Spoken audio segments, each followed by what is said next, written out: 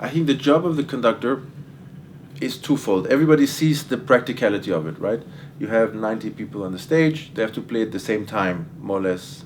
Heaven forbid you have an opera, then you have another 20 people running around far away, and you have to make sure everything stays together, nothing falls apart. That's sort of the very basic thing which everybody sees.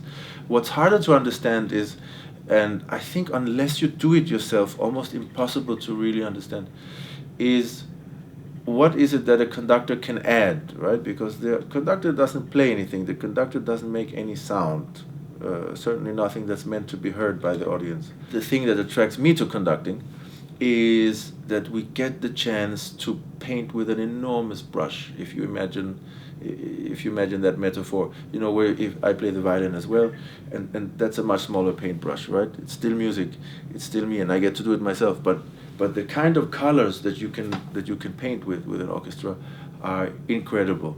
The main job for a conductor, I find, and I'm paraphrasing the great conductor Leonard Bernstein, who said that, you know, with a lot of flattering and threatening and joking and screaming and yelling and sweating, you can make an orchestra play, but you have to make the orchestra want to play. And I think if I have to sum it up, that's what it's about.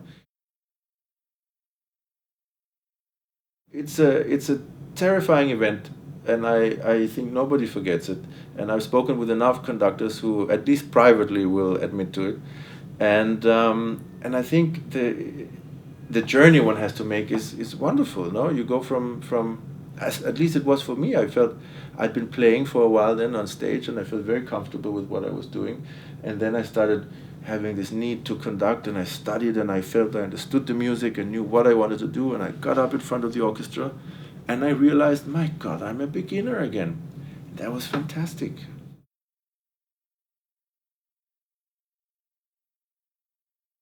There's nothing I wouldn't want to. There's maybe things that I wouldn't think is necessary to come back to, but I think part of being a musician is retaining the curiosity. I think that if the moment we stop being curious, I think then the creative process stops. And even though I know the music is written by others, we haven't written it, we are sort of bringing it into the world.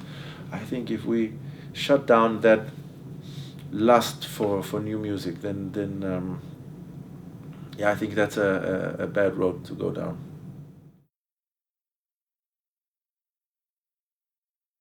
As far as ritual is concerned, absolutely slight superstition. Never hurt anybody, you know. As long as you can control it a little bit, you know.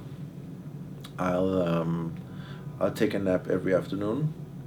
I will kiss my cufflinks 3 times before going on stage. I think that's it, though. So, you know, it's within check, but don't take those things away from me, you know.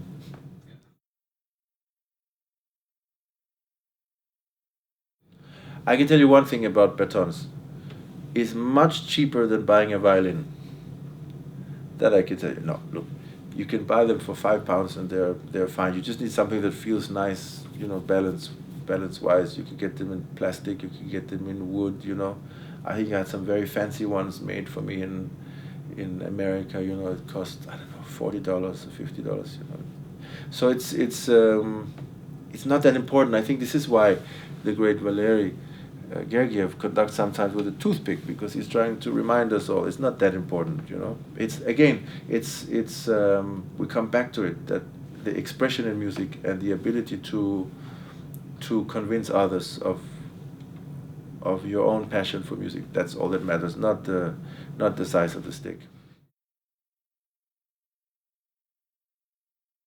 Since I've played all my life practically, it's become such a close part of my identity that it's like you're telling me, you know, if I'm telling a proud Englishman, I'm telling him, you know, what would you do if you weren't English?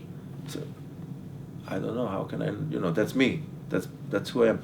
And it's the same thing. By now I'm a musician. I don't know what I would have been.